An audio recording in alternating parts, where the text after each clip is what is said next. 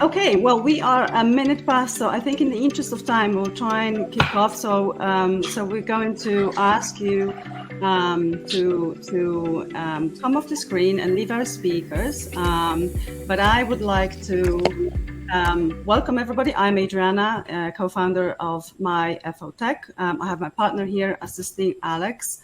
Again, I'd like to thank everyone for joining us today. I think it will be a very interesting program, and it certainly has been the most popular so far in terms of registrations. So today's Larry Krauss Family Office Technology episode.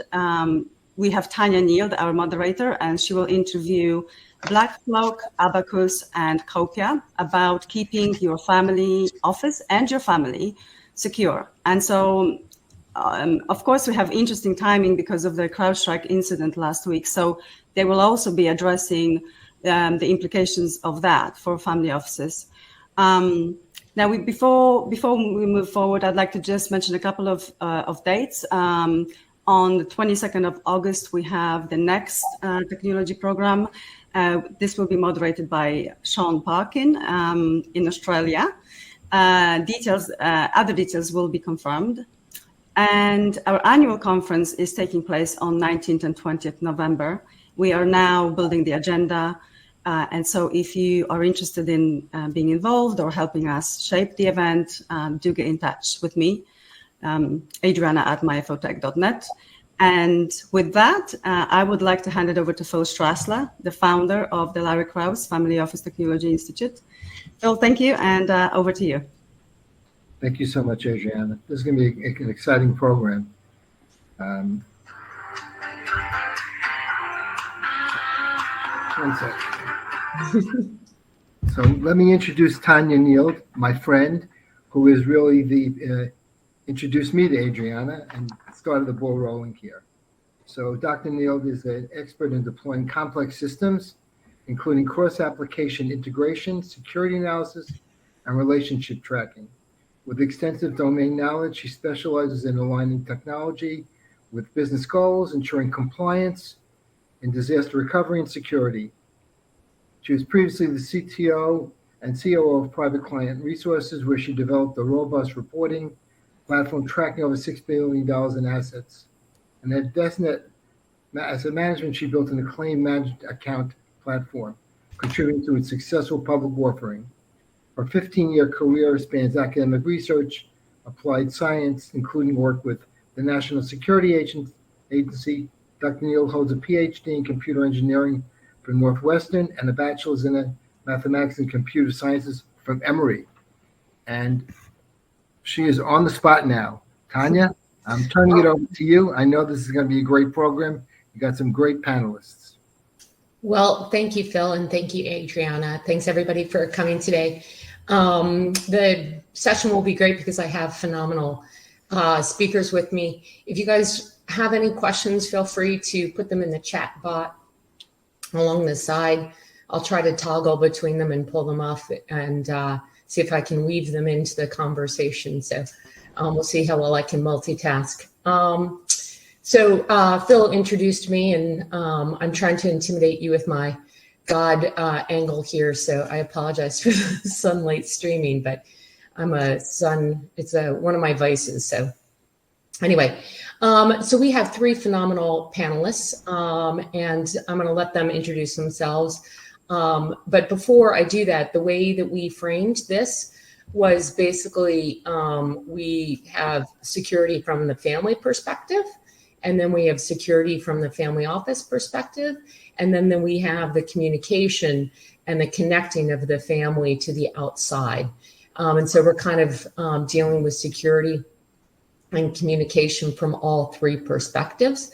So, I think you'll find the Copia very relatable, and the other two a little, obviously, when you get into security, a little bit trickier to understand and appreciate, but that's kind of the point of today. With that, we also have two service providers and then one actual platform. So BlackCloak is a service provider. Obviously, they have technology within their service that they offer. And then similarly, Abacus, which is in the middle, right, for the family office. It's a service provider, obviously has a bunch of technology behind it. And then you actually have a platform provider that obviously couples it with service in order to get up and get executed. But those are kind of the two main lenses that we're looking at these three organizations with. With that, why don't I appreciate my panelists being on. Chris, do you want to kick it off with the introduction? Give them a little background on you and just your firm, the history, all that kind of good stuff. And remember, I'm going to ask for metrics because I'm a math person at the end of the day. Yeah, absolutely. Thank you so much to everyone that's joining us. You obviously have choices in how you start your morning, and we're all glad that you're here with us. I'm Chris Pearson. I'm the CEO, founder of BlackCloak. Real quick background history, about 27 years in cybersecurity, about 11 years in the intelligence community, outside counsel for a large national law firm, former chief privacy officer for the third largest bank in the world, the Royal Bank of Scotland, and then two-time chief information security officer for two different fintechs. What is BlackCloak? BlackCloak is actually a platform play. We built our own technology, software to go ahead and protect people's privacy and cybersecurity and homes, digital homes.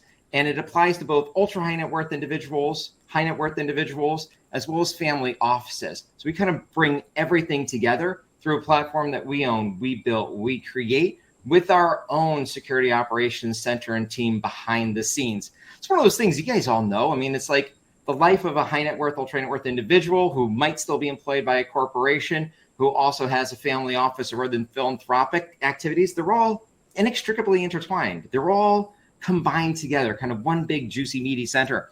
And as cyber criminals are looking to go ahead and exploit that, that's really what BlackCloak has gone ahead and pioneered. So we'll protect their privacy. We'll protect their cybersecurity, all their devices. We'll protect their homes, and we'll protect their peace of mind.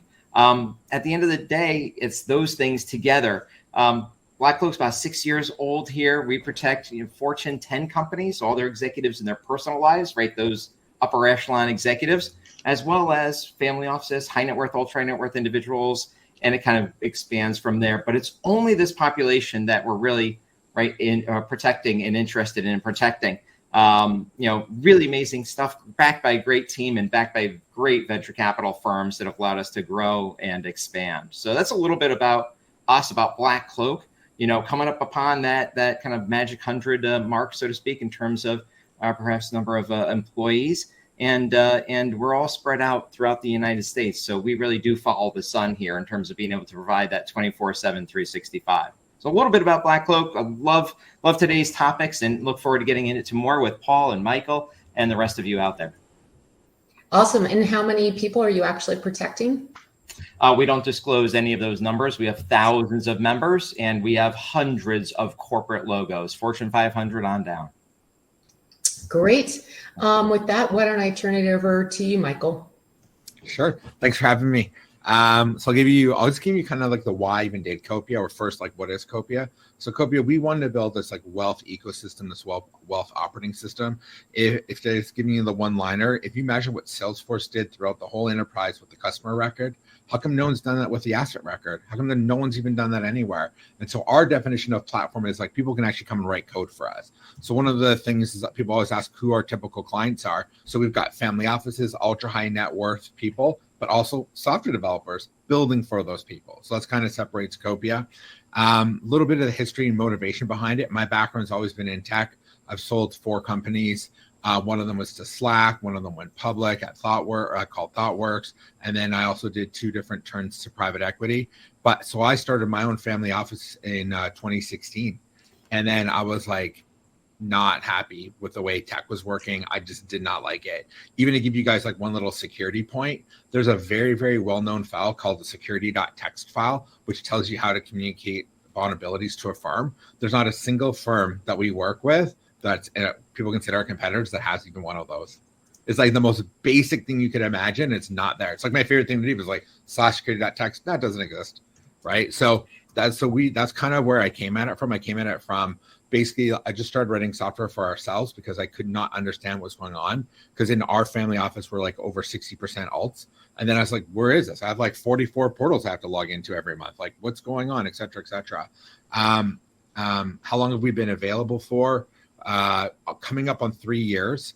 We're 30 actual employees across America and Canada. And then we have about 10 full-time contractors in different spots in the world, everywhere from Tel Aviv to Cape Town, that obviously help us with certain cybersecurity practices and stuff.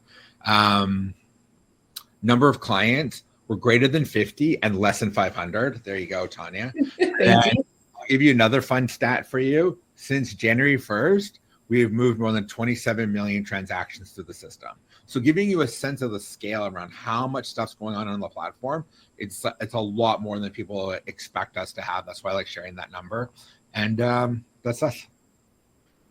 All right, perfect. Paul, will you bring us home? Yep.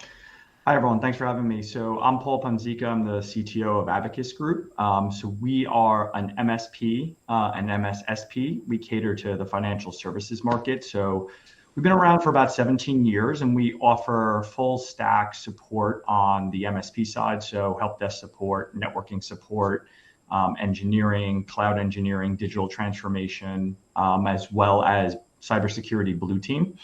And on the MSSP side, we also offer red team engagement. So penetration testing, social engineering, threat hunting, threat intelligence gathering. And we cater exclusively to financial services.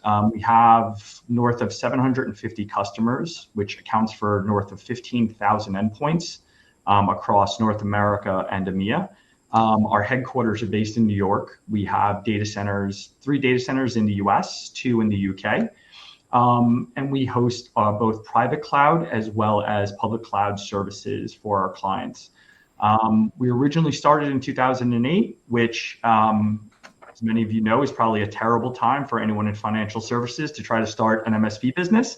But the thought generation behind it was most MSPs in the space weren't offering white glove support. It was more focused on break fix, where Abacus tried to focus more on building a strategic technology platform around our private cloud, which we did, and then slowly transitioned into public cloud services and then into the cybersecurity space, which is where we've been focused for the past 7 or 8 years.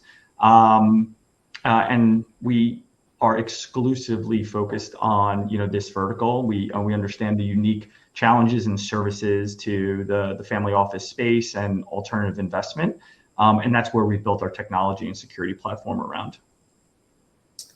Perfect. Cool. Thank you so much. That was great. So obviously we had one agenda and we tossed it out when last Friday hit and figured maybe we could take a step back and say, who the heck is CrowdStrike? What the heck is an EDR tool? I've never really cared. I've kind of heard the acronym and filed it into the recycling. I don't care. Someone else probably does.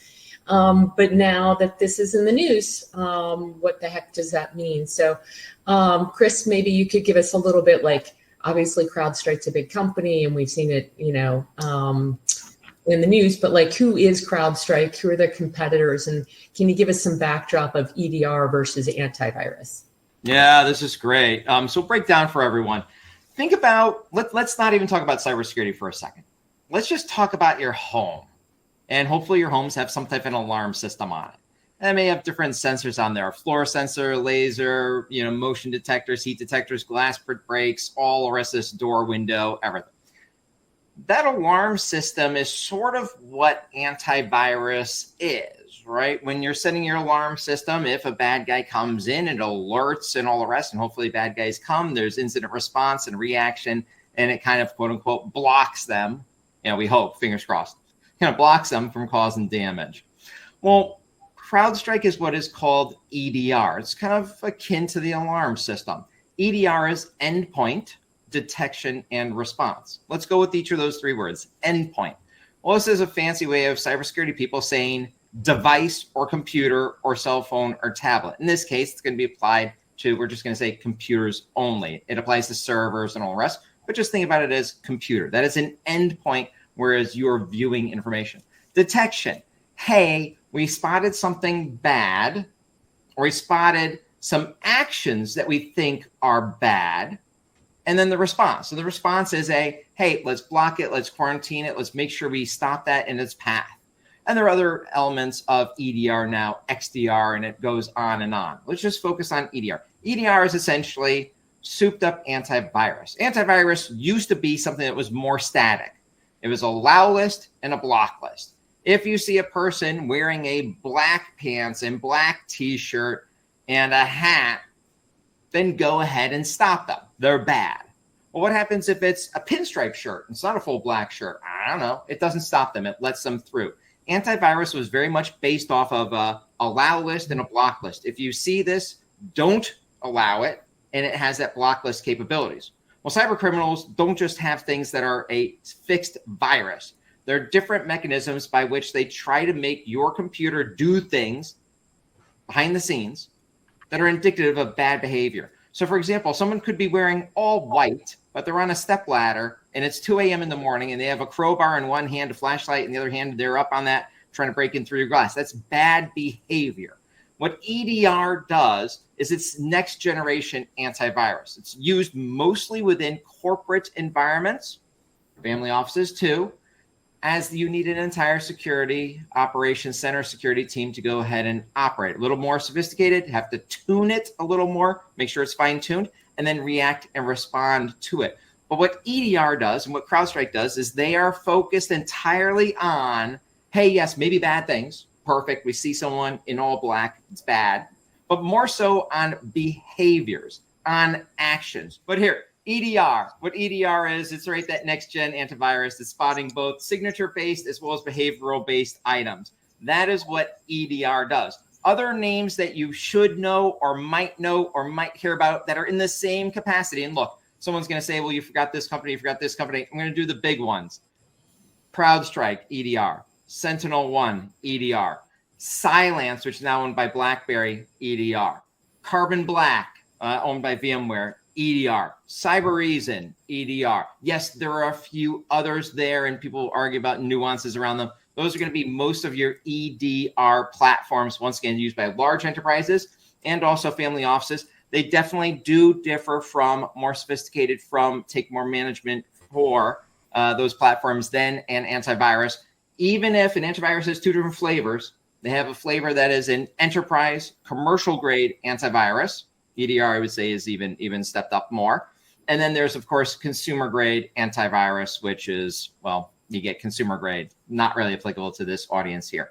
So that's a really, really kind of quick summary, and I hope everyone caught that and is back in. I see the numbers popping back up. That's really quick summary of who CrowdStrike is, who their competitors are, what is exactly EDR, and how to think about it in a really, really just, grounded down to the earth way and manner. So pass it back over to you.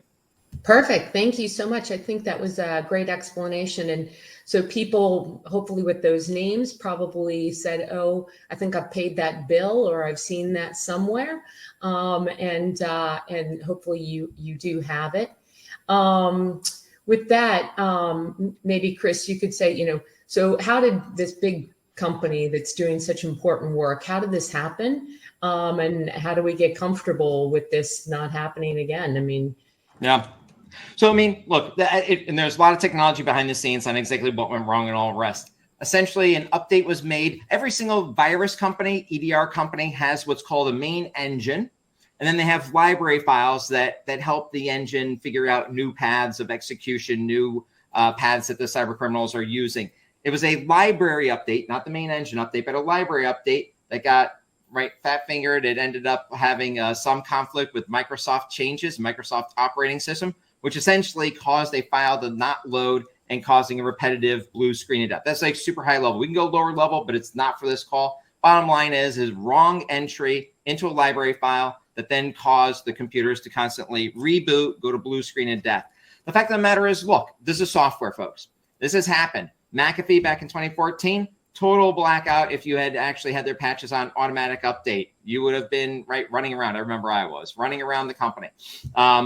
This has happened multiple times before. Apple had a release a few years, I think now 6 years back, 2018, where they actually bricked a number of iPhones. If you applied the patch immediately and hit that manual update, you would have bricked. You would have made your phone basically whatever it is, 1 pound, hunk of junk. These types of software problems have always existed. What I do want to note is this.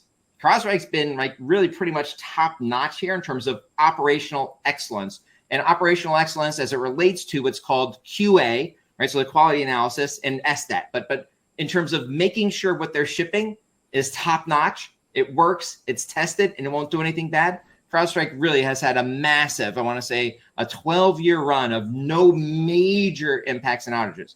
I think the bigger question is going to be, and people are going to be, well, we got to throw out the CrowdStrike. No, you don't.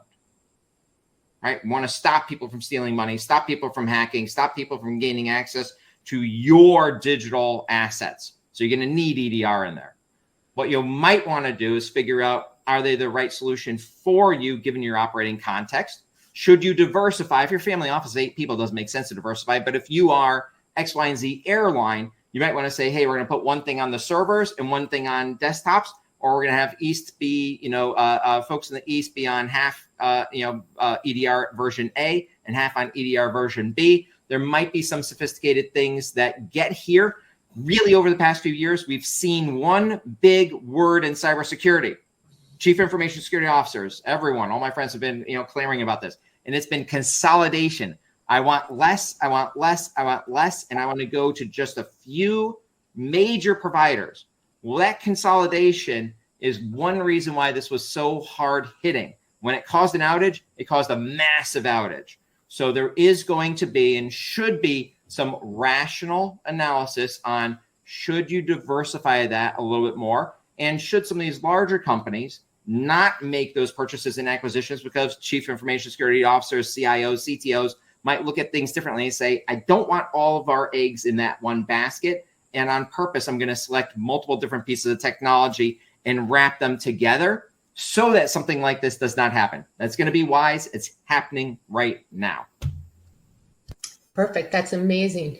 So Michael, it's a little scarier when your security company has a patch problem. Because then the hackers all go, gee, if I could just insert something into the library, I can take all the security down for all these companies and then, run right in. So I think there's a little bit more when it's a security company that's releasing a patch problem as opposed to, whatever, Adobe PDF just having some issue and going down. Did hackers just wake up and realize they now have a new opportunity in front of them? Did they already know about that? And are we as safe as whatever they were trying to release? Obviously was important and didn't hit. And so we've rolled back. What's our status and how do you think that's going to change going forward? Yeah, so I think it's a really interesting time. Like, one, I don't think people are ever as safe as they thought they were. Like when we were talking about it before, it's just like it just took a big flashlight on what's really happening. I think Chris's point around consolidation goes to me. I've always been a fan of Nassim Taleb, like anti-fragile. So everyone keeps acquiring, everyone goes to one vendor, and we literally buy fragility in our systems. So that channel file, that patch file was literally all nulls. And not to be technical, but literally they tried to access memory at like byte 0 plus 57. And it just crashed the kernel driver. Like so crazy. Like it was so easy to catch. Okay, like any type of defensive stuff could have caught this. I would say for me, I was literally shocked that a company like CrowdStrike doesn't do, there's this term in the industry called canary rollouts, where you start to roll something out and you make sure everything's going okay. So for example, even in Copia, we do canary rollouts and we move 10% of our traffic over time, making sure that everything was good with our update. This was like, here's 8.5 million computers bricked in a minute. So to me, I was literally shocked by that, right? And then I honestly was shocked. I could not believe that they couldn't stop that. Like, okay, wait, we just impacted 10,000 computers, 30,000 computers, whatever. And I understand the tension between they want to plug a vulnerability, you don't want to plug it for everyone right now, but you would know like so fast. So for me, I think if I was trying to be really practical in a family office or an institution, I think you have to be kind of like, I'm going to double down on what Chris said. I think you need to at least have two, be thinking about two. And then I think if you're in your family office, I'll share with you the family offices that I interact with. I think there's so many basic things that they're not even doing that they're not even at the EDR point. Honestly, like the people I'm like, if you guys could just use a YubiKey, I would be so happy, right? Like if you could just use a YubiKey and not your cell phone, I'm already kind of happy around that. And then I think the other thing, which is maybe an out there recommendation, But I think in a family office or ultra high net worth people should have a response team. They should have a contract that they can phone because something is going to go wrong. And what you don't want to be is when that thing goes wrong, you don't know what to do. So I'll give you an example. In some of the groups I'm in some family office groups. I am their response team when something goes wrong, right? And I'm like, if I'm on an airplane, I'm not helping them. That's awesome. All right. So I think we've got kind of a good backdrop on what went down on Friday and, what maybe people will be thinking about. Let's dig in a little bit more. So how do we think that this will change our technology stack? Do you think people will diversify, like you said? Do you think a family office, so maybe Delta Airlines needs to diversify? Does the family office need to diversify and now they need two EDR tools? What do you think, Chris? Look, it depends on your situation, depends on your size and all the rest. So let's make this easy, right? You have a 5-person family office. Fact of the matter is you're going to select one tool. Simplification there of making sure you have one tool, it's on, it's updated, it's patched. You have a full-time provider that is watching, monitoring, and responding there is going to be more important than, we need to go ahead and split this up among two. Now, you have a 50-person, family office environment or a 100-person family office environment where you have, 20 workers within the family office construct, and you have, let's call it 80 people that were in Gen 1, Gen 2, Gen 3 of the family and trying to protect everyone there. That could be an environment in which you say, hey, look, we actually want to go ahead and diversify things a little bit more, have the family office on something separate than some of the family members or all the rest. But once again, sometimes overcomplicating things adds in more risk and adds in operational risk. And that can sometimes be worse than the resulting impact. In this case, there are a lot of things that could be done by having dedicated, quote unquote, virtual chief information security officers running 24/7 behind the scenes to make sure those patches didn't get rolled out. In this case, it looks like, and I do know this from firsthand experience, it does look like some of the folks actually had don't deploy these library updates immediately, and they still were deployed. So there's going to be a little deeper dive here. But I would say this, where we see family offices right now today are hey, we're thinking about cyber more, we're interested in cyber more, but we have Mac, so everything is great and we're all protected. And they're not even, I know Michael's laughing, they're not even taking the first steps. So what we want you to do is get people from 2% cybersecurity. I want to get you up to 20 and 50 and 80% cybersecurity. And don't worry about CrowdStrike versus some other thing, Don't worry about that. Worry about moving yourself up to make sure you have a play against malware, against ransomware, against those types of threats for your environment. And make sure that is part of your overall governance schema at the family office. It's not just all about the taxes, the policies, procedures, all the rest. Make sure you have that defense in place in some form or fashion. That's the bigger argument here. And that's potentially, unfortunately, that's the unanticipated reverb of, it's like somebody gets into a car accident, and you remember when they had the I think it was Takaya. I forgot the name of the thing, but the airbags that had some design defects in it and sent out metal shards, and unfortunately people lost their lives. But this isn't a push for a don't buy a car with an airbag, This is a airbag save lives, seatbelt saves lives. Make sure you have those safety mechanisms in place. In EDR and or some type of antivirus is going to be a necessity. So don't make this stop you from doing something. The same problems can happen with a Microsoft update. They actually just botched a Microsoft update this month. Same thing can happen with an Apple update. So look, get the EDR on there, get protected, make sure you're not on the back end of dealing with ransomware or extortion or threats or total loss and corruption of data. So Chris, it's actually interesting. So I think it's a good point. I think one of the big concerns that I would have here is that people have an overcorrection and an overreaction. Absolutely. Obviously, it's a huge issue, but for family offices, I would caution against starting to look at, hey, should we have multiple EDR platforms, The reality is for an enterprise Fortune 500 company who has a significant security budget, significant resources, the ability to have teams that could manage EDR platforms for their servers separate from their workstations, is probably a realistic thing that many CISOs are looking at nowadays. But the reality is that I would rather see organizations such as a family office that have limited, operational resources, and probably more of a fixed security budget, focus on a solid implementation of a quality EDR and how they're actually leveraging that versus, some firms that are saying, hey, I'm just going to check the box. I'm going to go in, I'm going to put in, a SentinelOne or a CrowdStrike and then just walk away of, hey, how do we configure this? How do we manage this? How do we get the best value out of it?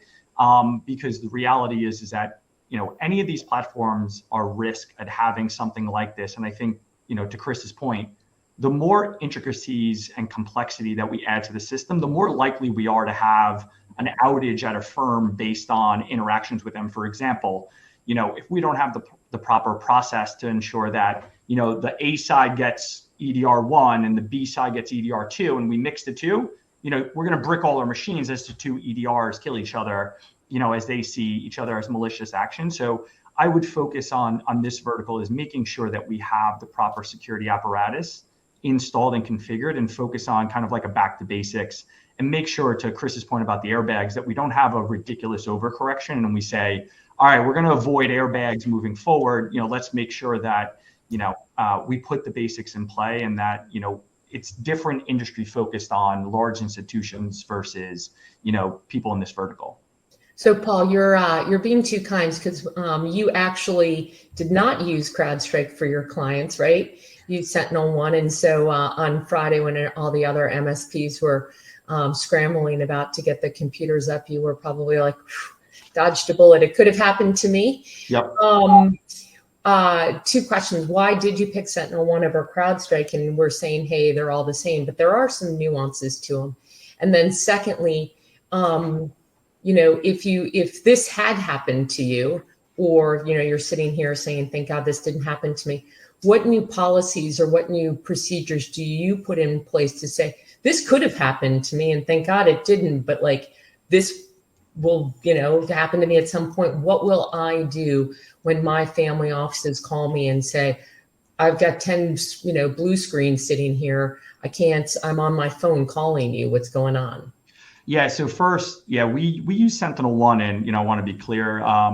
This could happen to any of them, right? I think there's obviously some quality control problems that have popped up with this update, but, we chose SentinelOne for our clients. At the time, we thought that it was, the platform was better. We had better success rate during our POCs. But look, nothing that, this wasn't like a magic wand that we waved and somehow we knew we would avoid this issue moving forward. I think this is just kind of a luck of the draw, right? I think what we'll see more likely, as far as, I think there's two avenues that we need to focus on. We focused really hard on the prevention of this happening, right? Which is, I agree with Michael. At Abacus, we use a canary, dev, dog food, UAT system, right? Where we're pushing out patches to lower tiered applications that, if they're offline, don't create serious issues, but also give us that visibility of, okay, something we just pushed broke. I think we'll continue to have focus on that for CrowdStrike of, hey, how do we have a better canary system and UAT and, respect some of these kind of stage roles that rolled out. I think the thing that we haven't talked about that is important, though, is the fact that it's not really a matter of preventing it, but it is a matter of, when does something like this happen again? And this something could be anything from a bad patch to a ransomware incident to some type of event that takes down computers. And we need to start talking about rapid response and recovery, right? And I think that's one avenue that we haven't touched on, right? Is if we look at CrowdStrike, the effect on the business and the industry was pretty similar to a wide-scale ransomware attack, right? PCs were fundamentally offline. We couldn't access our data. We couldn't use services. And I think that's where firms need to start reevaluating their business continuity plans, right? I think that there's been a little bit of a complacency as applications have shifted away from a traditional server-hosted model to a SaaS-based model to say, hey, we no longer need to focus on business continuity, disaster recovery, but I would argue that we should actually double down. And I think the way that you do that is you start identifying what are your line of business applications, right? What are your tier 0 apps, your tier 1 apps, your tier 2 apps? And for SaaS-based applications and for family offices, that could be as simple as, hey, the workstations themselves are our tier 1 applications, right? We need those up and running, how do we recover from some of these incidents quicker? And I think the firms that did really well here had those plans in place where they didn't need to rely on CrowdStrike or Microsoft to provide guidance on how they recover, right? They were able to either revert to snapshots, leverage their backups, leverage their disaster recovery scenarios to bring their applications back online. And I think that's one of the biggest things that we should focus on in the firms are, hey, what happens if, all of our laptops go offline? How do we have, remote compute services? How do we have extra services? How do we provide business continuity? Because the reality is that a different style of attack could have the same type of impact. And I think that's really where we need to start focusing on firms. So let's just take that as an example. So the desktops all go down, and we have no desktops. That's our most important application, or email, because then it's on your phone and your desktop. What happens if either of those two? What do you think the top 3 steps on, or 5 steps on business continuity? I'm sure number 1 is call people, right? Or text people that the situation is happening. So, okay, skip over the first 2 that are pretty obvious, or maybe articulate them anyway, just because you assume nothing. But what would you say for those 2? What would you recommend for business continuity? Look, I think the first thing is how are you backing up your data, right? How do you fundamentally know that you can access your data, right? How do you air gap it from the computer, right? So how are you backing up the applications and the PC so that you can grab a new PC and restore that data or access a cloud version of it? That's the first basics.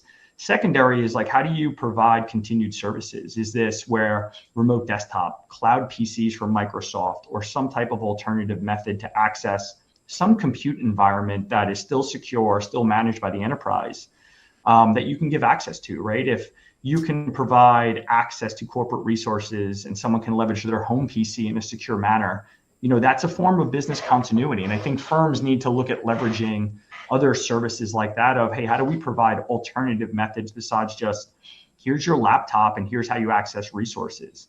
That's where it goes to identifying what are your tier 0 and 1 applications, right? If just email and files are your tier 0 and 1 applications, mobile devices weren't affected. Alternative compute methods, right? Does everyone have an iPad? Can we access things through, cloud services? I think it's about figuring out what your tolerance is for amount of data loss and time offline, and that will start to dictate what those plans are. But there's various different methods that we can leverage to, provide access and continuation of services that firms need to look at.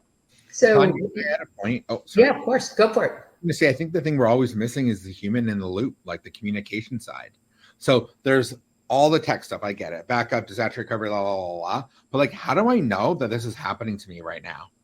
Right? If you want to talk about when I want to attack somebody, it's when this is all going down and no one knows, was this valid or is this not valid? So something goes down and then someone's phoning me I know I'm never supposed to ask you for your password, but CrowdStrike, and then people are giving me their passwords.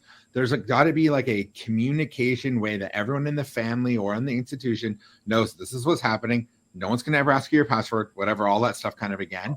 Because how do you know? I'll give you an example from video games. People are is it working or not? You can go to status.epic games to be Fortnite works. But yet I can't figure that out for Delta. Right. And so video games people have solved this problem. You can totally solve this problem. And I think there needs to be the humans who have some education, some place to know this is going on. And then all of a sudden, back to Paul's point, then they know, okay, this is your alternate ways back on to your data or whatever. Right. Because then the tech comes in and supplies it. And in fact, Tania, I think that's one of your expertise is making sure that the tech is not the tail wagging the dog. Right. Right. Yeah, so with the backups and stuff, our files are at Microsoft or at Laserfish or whatever our document management is, or Copia, right? Our general ledger's got our accounting data, Microsoft or Google's got our emails and so forth. So our files how do we back up these files that are remote if we're saying, hey, that's our tier 1 application. Okay, I don't have anything on my desktop. It's complete trash. That's fine. I get from another one, you're saying, Paul, you should make sure you've got business continuity, you've got things backed up. But, I forget whether it was you or Chris. It's we've kind of gotten compliant or, a little bit lazy because we're that's, Microsoft's problem. No, that's Salesforce's problem. That's someone else's problem. How do you make sure that that's safe? So, and it goes back to, this is business continuity. Part of that, and to Michael's point, is the human element, is testing, right? Is making sure that that's a part of your normal business operations, right? Simulate tests and make sure your users are trained to how do they access files, but also to identify where you have gaps in the system. You know, we find clients all the time that say they have something locked down. We go to test it, and there's some dependency that they haven't thought about, right? So, you know, you have files in Microsoft SharePoint. Okay, and they're backed up to a third party. To that point, Tanya, run a test and say, okay, show me how you access the files without going to SharePoint. I'm sure your users are going to turn around and look at each other and be very confused, right? Create that documentation, test those scenarios out. There's platforms, and I think, you know, one of the things we have to focus on too, right, is like different severities of incidents and attacks, right? You know, everyone's probably very annoyed on Friday that they can't access their data. But how terrified do you start to get when that moves to Saturday, Sunday, and Monday, and you're like, I actually still can't get my data? You know, you start to move into a place where it's like, it's not even so much that I need to get it right now, but do I own my data? Can I actually get it if I fundamentally need it? And that's where you start to look at these applications like Salesforce, Microsoft, right? What are some ways that you can create data segregation and have data duplicity in different locations, right? So that if Salesforce has an issue, that it doesn't affect your line of business. There are vendors out there that can help provide, you know, backup services to alternative locations, but we need to be testing that out, and it needs to be part of business operations, right? To Michael's point about like technology wagging the dog, we need to make sure that the users are aware of it, that the process is followed, that it's documented, that they're trained. But the other reason is to identify these gaps where we may say, okay, we simulated Salesforce offline. Wow, we really can't get into it, and we have no way of getting that data. What happens if this goes on for 3 days? What's some alternative way where, you know, if it's something as simple as here's an Excel file with our customers in it or our investors that we can look at? You know, I think that's important, and that's a big part of the complacency that I think people are missing that we need to focus on. So if your clients asked you one question from this experience, what's the smartest question they could ask you? The smartest question is, I would say at this point, is how do we assume that this is going to happen to us? What do we need to do to be able to recover and continue services? Because the reality is at our level, we're not going to be able to influence these vendors to change some of these policies, right? Like they'll do it on their own based on, you know, larger pressures, but we should focus and use this as an example of how do we continue services if this happens to us and we're down for 3 or 4 days. And I think those are the clients that are thinking about this the right way, because then they're starting to align their business goals, their spend, with what are the process changes that we need to look at in technology that maybe we need to invest in, or security policies, so that we can continue to operate when something like this does affect us, right? And not just try to say we're going to focus on avoidance. Yeah. So Michael, I didn't want to skip over your question. The gaming people have figured it out on the communication piece, right? What's your recommendation for family offices in terms of that communication? Are you saying go use X? Are you saying get a text channel together for everybody? What's your recommendation for how family offices should solve that communication? I would actually have like a group text, or like a web page not hosted where all the other stuff is hosted, so people just know this is what's going on. I know what's going on. I know what the next plan is, so everyone can just like relax, because those are those moments when people come together. Because you can know from Copia's standpoint, we use AI to do all this threat detection, just even around your capital calls. When do you think the most threats start coming up? When everyone was changing around Silicon Valley Bank. Of course. That's when, of course, like, oh, change is happening. This is my chance. I've been inside their systems watching for a chance to get a fake wire transfer through for months. Great. Everyone's changing for Silicon Valley Bank. I'm going to push myself through. So I think there's this human element of connection. And then I just want to add back, I really want to double down on Paul's point about this, like rapid recovery versus avoidance, because I think it's so culturally, like if you said about your smart question, I want to discern what type of firm I am. I'm in the firm that believes that they will never make a mistake, or a firm that's KPI is how fast we recover from mistakes.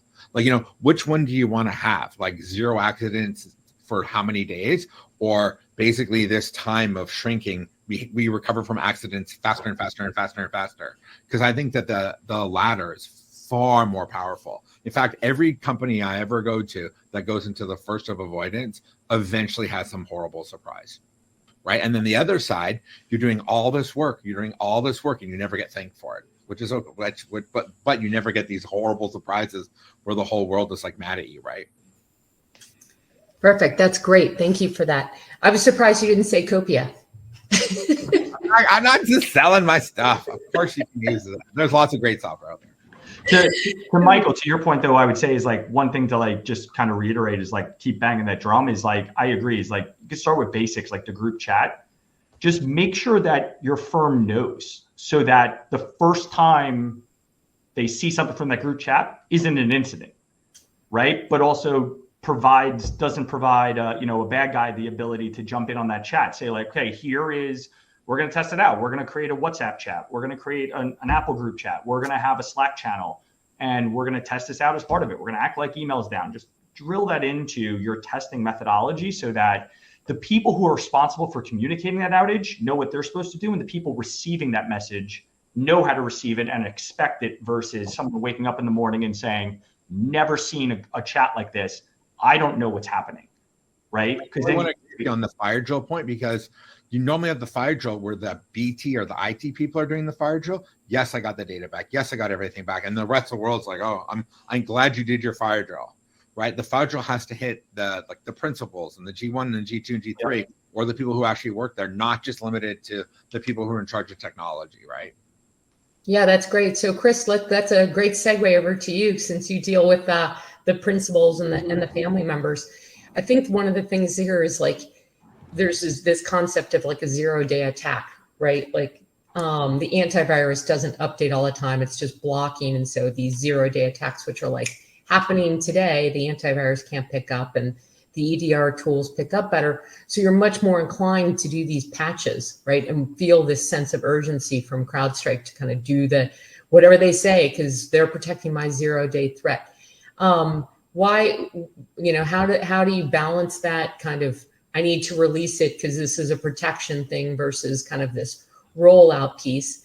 And then similarly, family offices are a target. People of wealth are a target.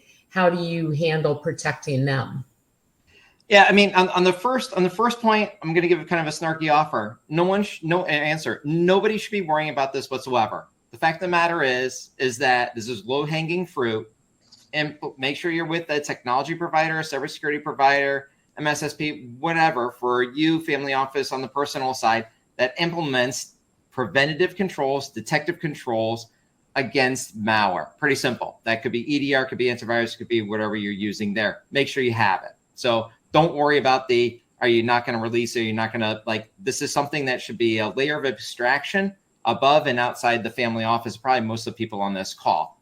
Bottom line is, if you don't have EDR at your family office and you have $500 million asset under management, $10 billion asset under management, you're going to need to be protection. Make sure you get EDR implemented. The bigger question is just why are we talking about this topic?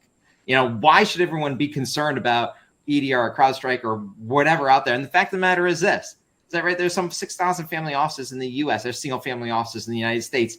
Cyber criminals are no longer, just targeting large corporations, mid corporations.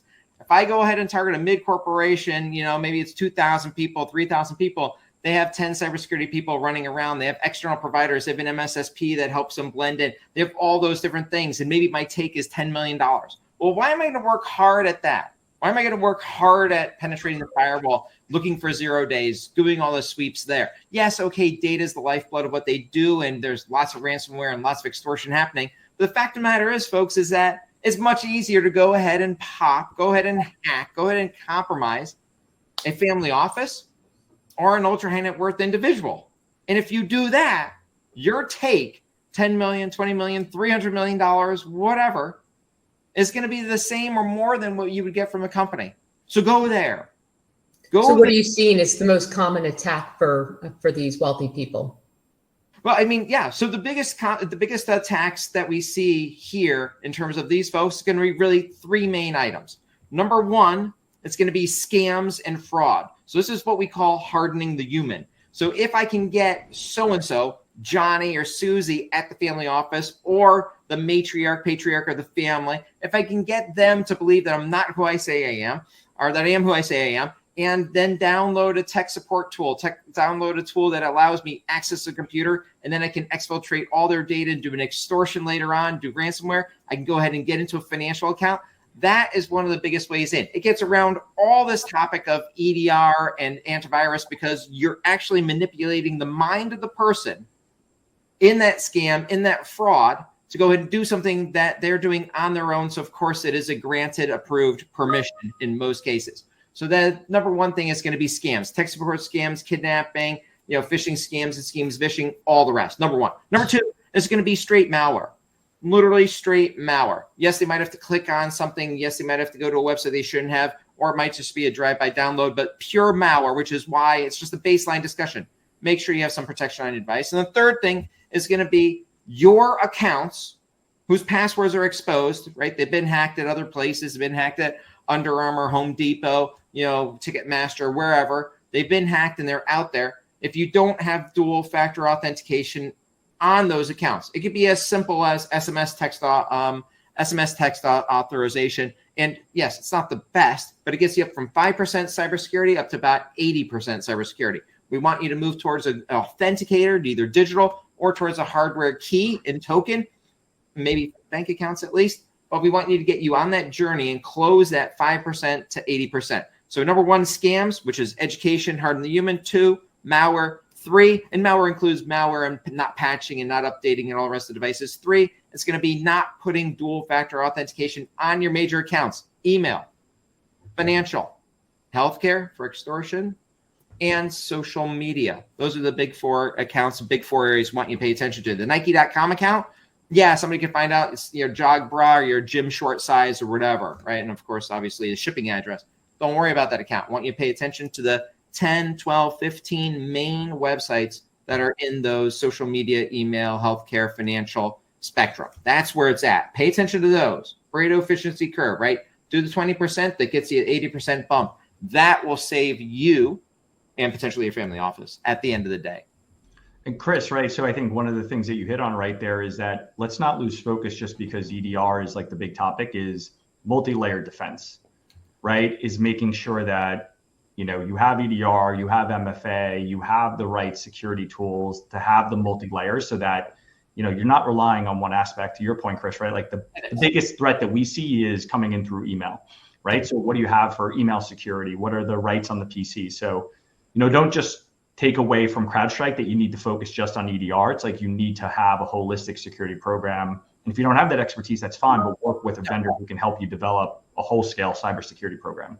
Absolutely. And the cool thing there is on the front end of it, it's make you a harder target to hit. Yes, you're going to get hit, but make yourself a harder target to hit. And for high net worth, ultra high net worth people, that's the privacy aspect of things. That's the making sure you know what's on the deep web, dark web, making sure you have data broker removal, making sure your devices are leaking less information, make sure that you're hardened against identity theft. If you squeeze that on down, it's just like, you leave your car at O'Hare, and there are 100 cars there, and 99 of them have the blinky red lights on. They have no devices on the front seats. The windows are all up. And there's the one car that's got the window down. It's got a MacBook on the front seat and no car alarm. Yes, any one of those 100 could be broken into. Anyone. But you know what? Most likely the guy's going to go down to the one where he's like, I can actually see there's a $3,000 MacBook that he can go lift. There's no car alarm. Let's go smash the glass, get in there and take it. You got to shrink that attack surface on the front end. It'll help you out on the back end protecting and reacting and responding a lot. But you got to have in the basic controls. And basic controls are that whole swath of controls around you, your devices, the different applications that you have that are out there, as well as the home and the network environments. You got to have that. You got to have that all. It's got to be all blended in together. If it isn't, then you can have problems. And this is a really juicy area. This is how this is how different nation states are getting around all our sanctions. We wonder how they're still able to buy guns, knives, tanks, and bombs. They're doing it by the fleecing of America. They're doing it by the fleecing of family offices and high net worth people, losing $100 million, losing $1 million here, $300,000 there. This money has massive, massive legs, and there's a lot that we can do about it. Plus, It isn't just about the finances. Once you lose your personal pictures, your personal videos, your trust and estate information, all this stuff, private family stuff that is just no one else's business, it'll never, ever come back to you. It's gone forever. So Michael, they're kind of teeing you up here in terms of like, we've talked about like protecting the family, we've talked about protecting the family office, and now there's this communication between them. And like, where do they store this information? And we were just saying like, email's not safe. So like, you know, your tool helps, you know, get stuff out of email, helps get those documents in there and so forth. You know, they teed it up perfectly for you. What questions are you getting from family members, and does this actually have an impact on your business? Yeah, I think it will. I mean, one of the things just to add is just that, like, if you think about it, it's so much. And then just to unpack, Chris and Paul are like, okay, add all these layers, tier 1, tier 2, ring 0, ring 1. And then you know what I find happens in family office? For real. One is, I'm not investing in your fund anymore because I can't log in. Like literally, like, I don't even want to have one more password. I don't want to. And then all of a sudden people are like, well, I'll just send you the file anyways. And so we end up having all this security stuff. And then people are like, forget it. It's too hard to log in. So one of the things that we want to do at Copia was give you the advances of AI and the advances of a platform, the advances of like using your face in your phone. Like, I'll give you an example. One of our clients, it used to take 4 hours per month sitting down with himself and his CIO, and they would log in together on accounts, and they would always have to recover all their passwords and everything because they could not even remember how to log into all the accounts. All gone, all Copia on his face. Doesn't have to do any more passwords or whatever. So I do think that there's a chance for someone to come into space and be like, I'll get all the data together, I'll do all the encryption, I'll make sure that, you know, I've got your face or your fingerprint, because in our world we use YubiKeys if you don't have your face or whatever, and that's how you can kind of get into your universe and then kind of hopefully abstract you away from all this noise. Because I'll just share example, I'll give you another real world example in my life. Literally in a car with the principal of a family office, telling someone he's not investing for all these fancy reasons. The actual reason was, you're not using DocuSign. I don't want to have another account at HelloSign. Like there's this real fatigue to how much passwords and security isn't going on. And then you're like, well, then you have OTP, then you have SMS, then you have MFA, then you have one password. And then eventually you're like, actually, just can someone on my team log in and just send that to me? That's awesome. I think we all experienced that for sure. This was super fast and we ran right through it. I hope everybody was able to keep up. I appreciate this, Phil, Adriana, for putting this together, for my wonderful panelists. You guys were phenomenal.